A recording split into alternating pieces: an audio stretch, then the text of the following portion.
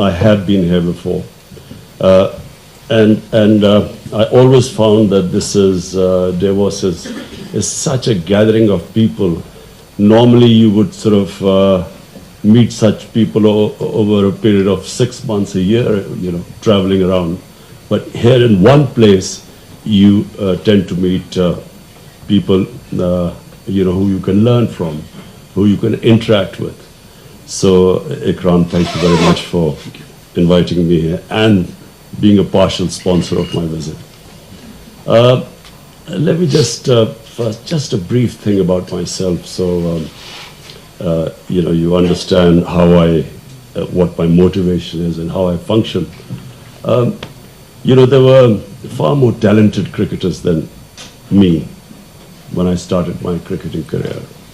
And when I started, a lot of people were skeptical. I was dropped after my first test match I played, and I was butt of all the jokes of the cricket team. And then it took me 3 years to get back into the team. And then, you know, like anyone who competes at that international level, you learn probably the most valuable lesson which any human being can learn in order to succeed in life. And that is the ability to face the bad times. What decides how much a human being will fulfill his potential in life depends upon his ability to face the bad times. Because problem is very talented, educated people with much greater potential than me. I found that the reason why they could not achieve their potential in life because they could not face the bad times. People gave up. An easy, comfortable life is a disaster for human potential. People who have inherited wealth, I have very rarely found them achieving their potential in life. Life is too easy. When I played cricket, I went to the most privileged school in Pakistan with the best facilities. We had coaches, the best cricket ground, probably no school would have a cricket ground like that. But the boys from my school could not compete with those boys who played in the streets, who played under the lights. Our boys could not compete with them because they did not have the hunger. They did not have the drive. And it's that drive that actually propels people to achieve their potential. I built this university in Pakistan, the first private sector university in a rural area. And I built it with one intention, that the underprivileged people who had no chance of having higher education, they must be given an opportunity. The university I built was affiliated with Bradford University in England because I was the chancellor of Bradford University. So we affiliated it with that university.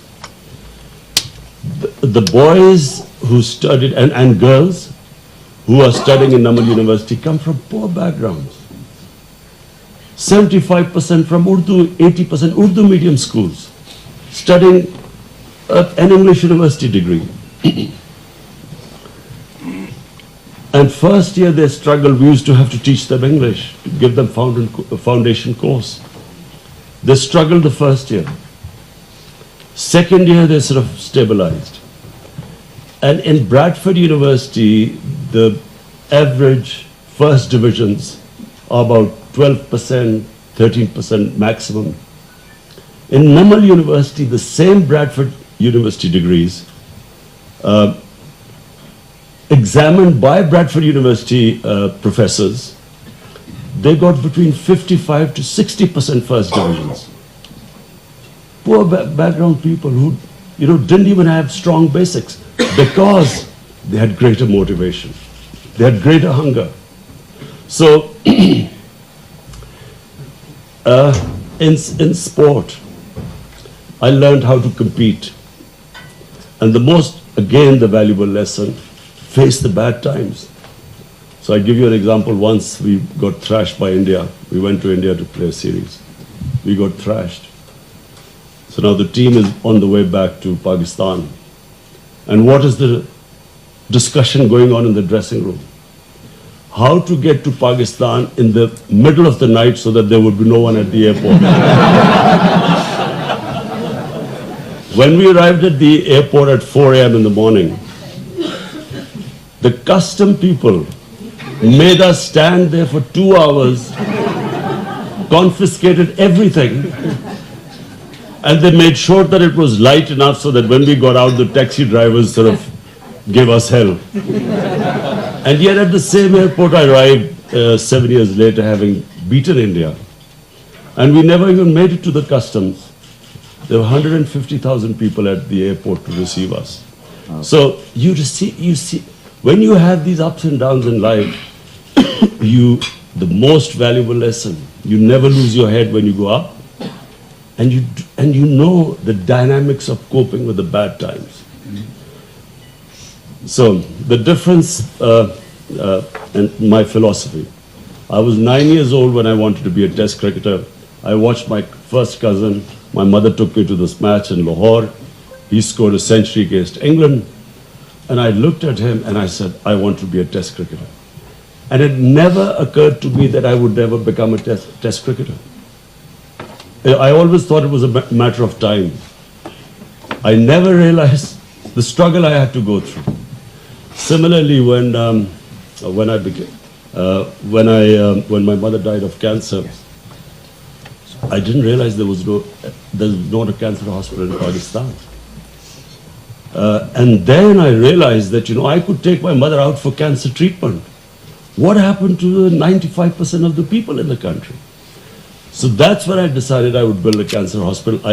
I have to confess I was never much of a charity type of a guy. I was not into really giving people, because basically the philosophy of professional sport is that there are no prizes for coming second. You do not have compassion for the losers. So it was actually watching that pain that I decided, watching my mother suffer, I decided I wanted to build this hospital. And I'd never realized how difficult it would be. 4 years of running around, I wasn't getting anywhere. And then Mr. Razak Daud is sitting here. He was on the board of governors and he knows the meeting. We called 20 doctors of Lahore, top doctors, and said, look, how do we go about building this cancer hospital? And this is after 4 years of running around like a headless chicken. And out of 20, 19 said you can't build a cancer hospital in Pakistan. And one said that you might be able to build it, you cannot give free treatment to poor cancer patients because it's very expensive treatment. So, my dream was to build the hospital. And so what I went through, the things I had to do, was the greatest learning experience in my life. And eventually when we built the hospital, just to give you an idea now, the hospital was built in 700 million rupees.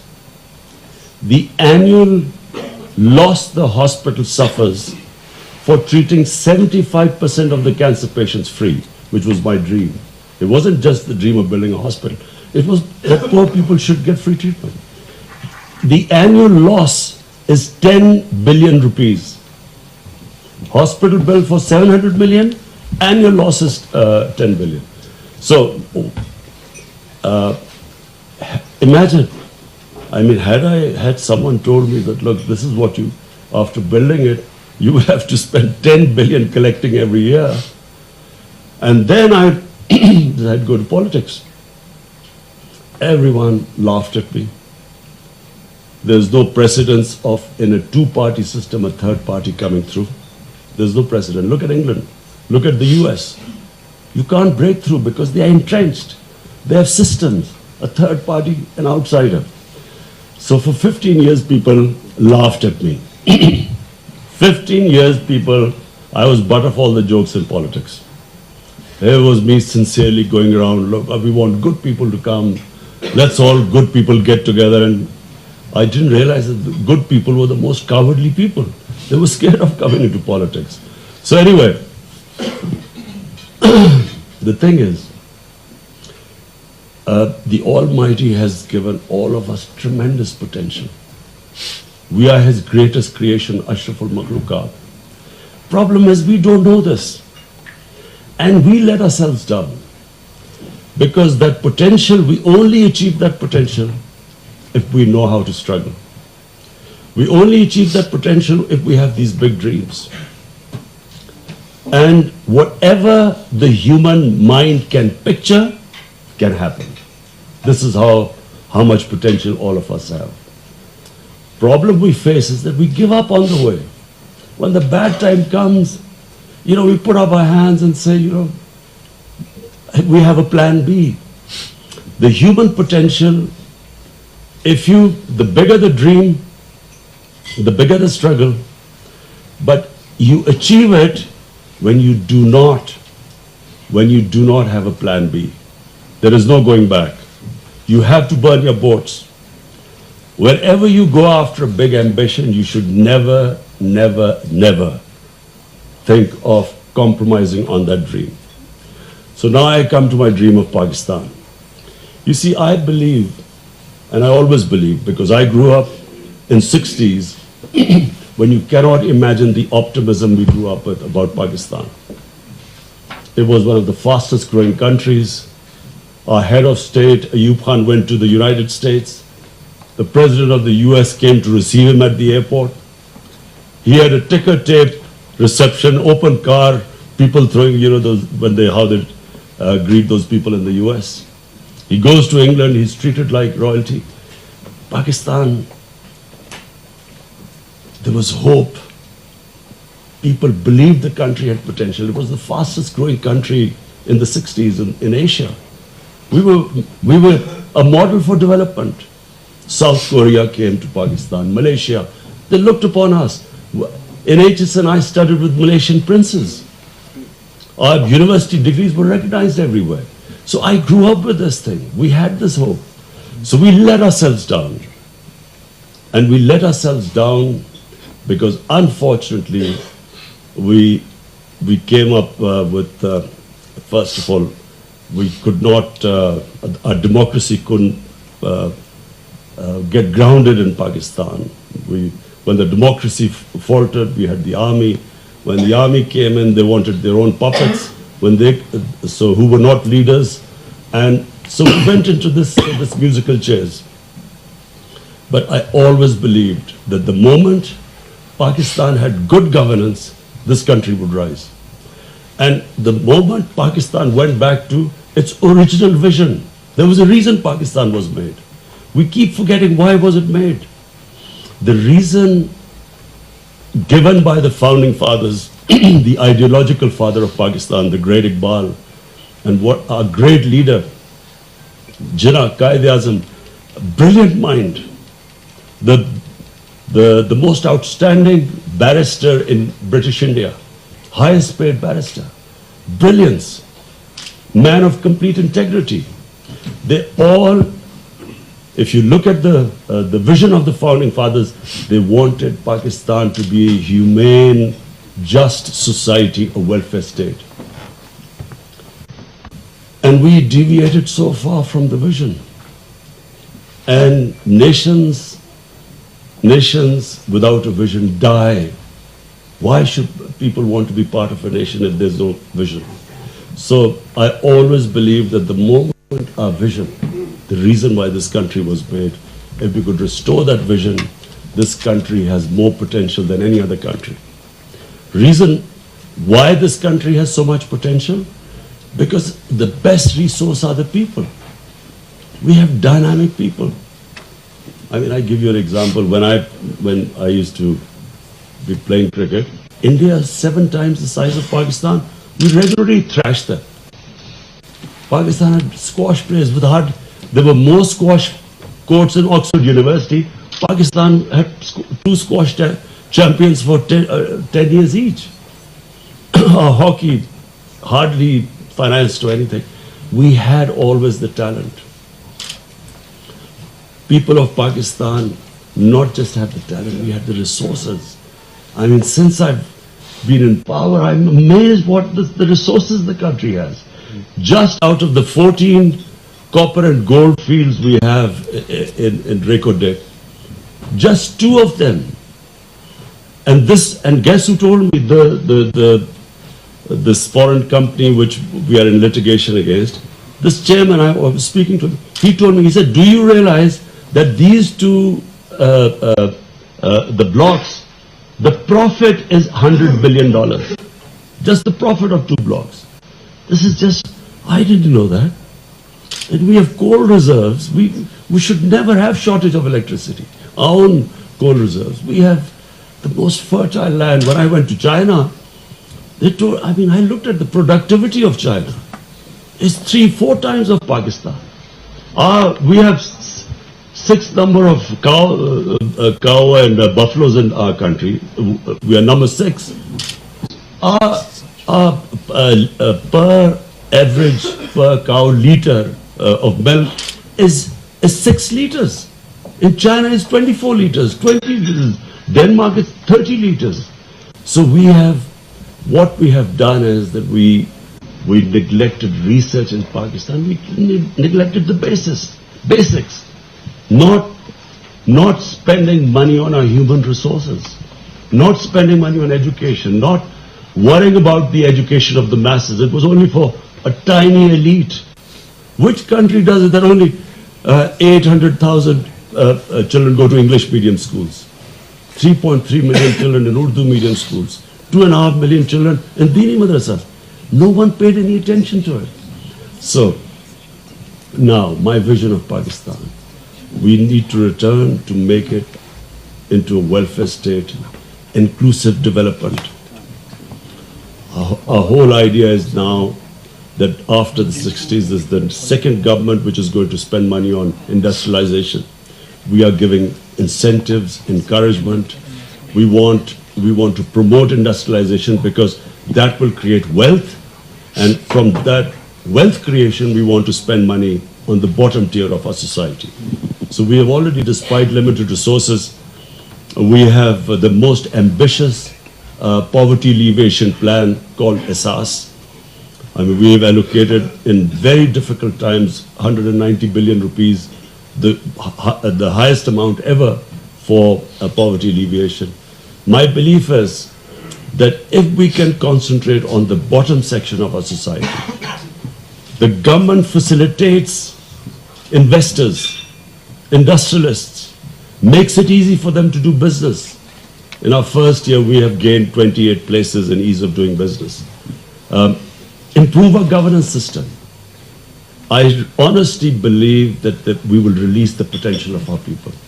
We have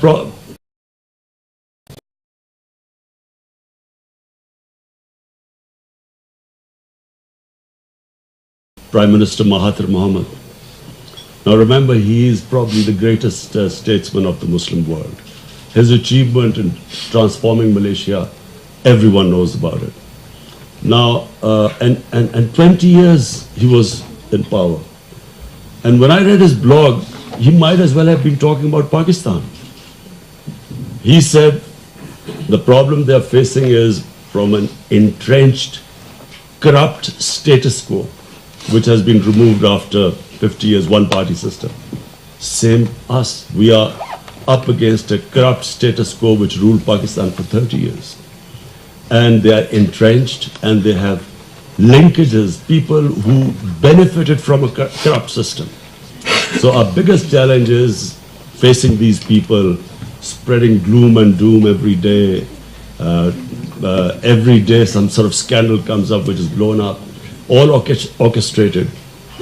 Basically, they do not want the government to succeed because us succeeding means not just them out of power, but they will end up in jails, which some of them already are. Malaysia faces exactly the same thing. Secondly, we face deteriorating, degenerated institutions. What corruption does, number one thing, what the corrupt do is they destroy state institutions because that's the only way they can make money. If I want to make money, I have to hamstring all institutions that dispense justice. So that's a big problem.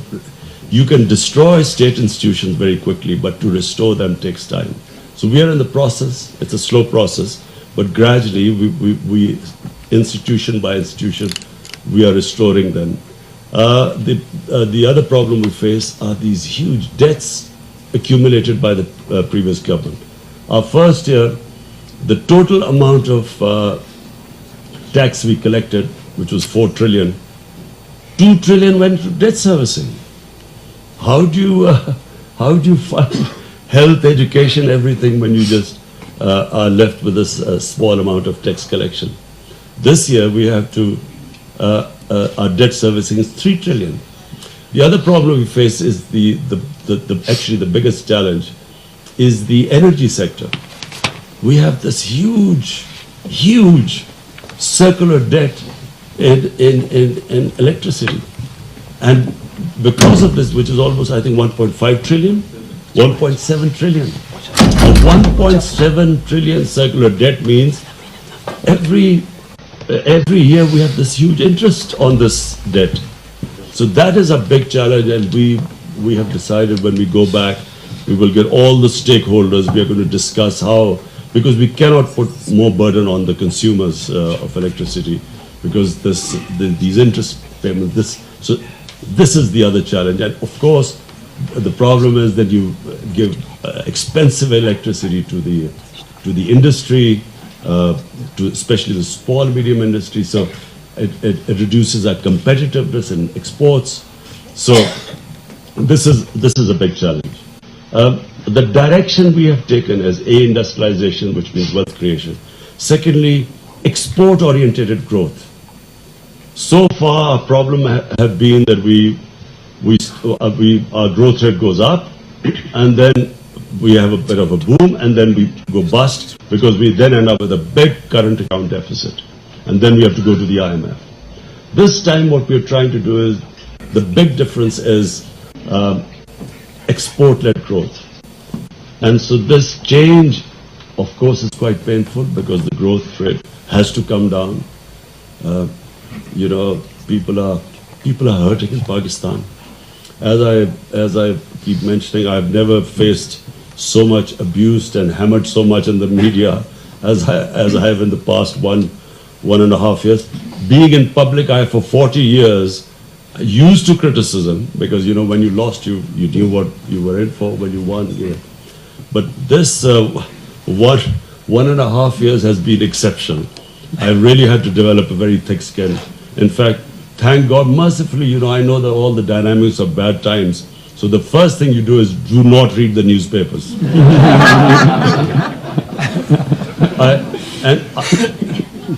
And secondly, do not, whatever happens, do not watch the evening chat shows.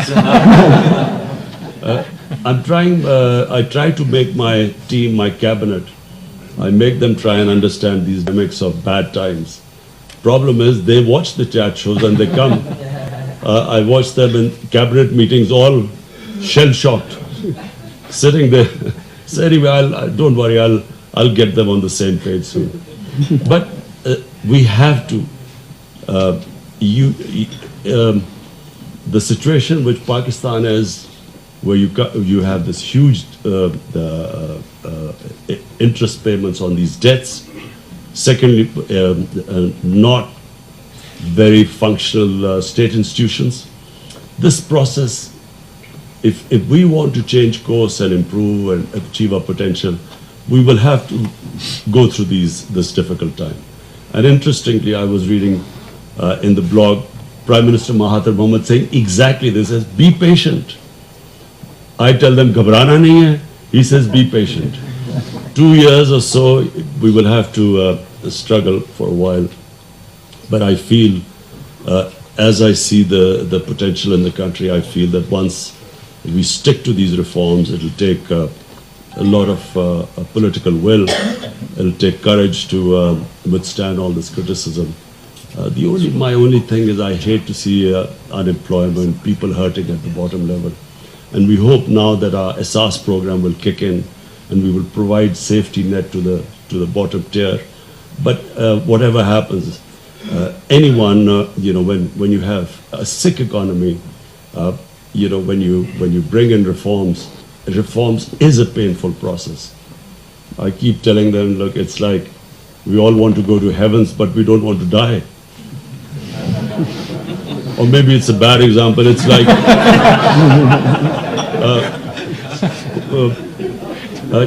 we want to cut out the tumor, but we don't want the operation or feel the pain of the operation. So it is going to be difficult.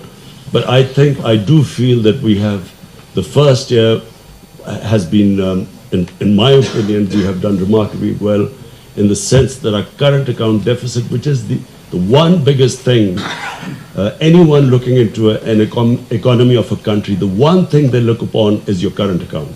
Is it a deficit or a surplus? Surplus means you're well. Deficit means you've got problems. So we reduced it by 75% in the first year, which I think is a great achievement. And that is reflected in the rupee stabilizing, in fact, gaining a little bit. It reflected in the stock market now, which has regained all what it lost. And it's reflected in investment, foreign investment. In the last 1 year, we had 200% increase in the foreign investment. So the direction is right. But I still feel that, we have a struggle ahead. But I'm an optimist, and I think we are on the right track, and I see good times ahead for Pakistan.